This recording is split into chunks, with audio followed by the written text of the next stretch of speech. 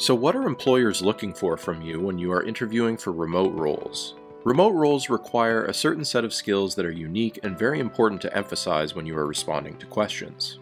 Here are the top 5 strengths you will want to speak to. Number 1, the ability to work independently and stay motivated.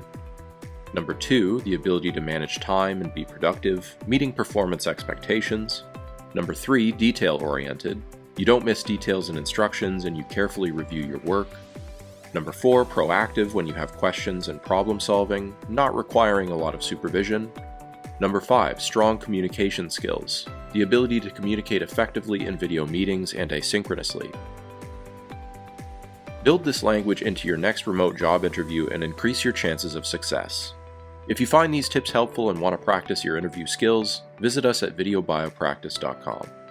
Or if you are a hiring team looking to build virtual screening features into your workflow, contact us at videobiorecruiter.com.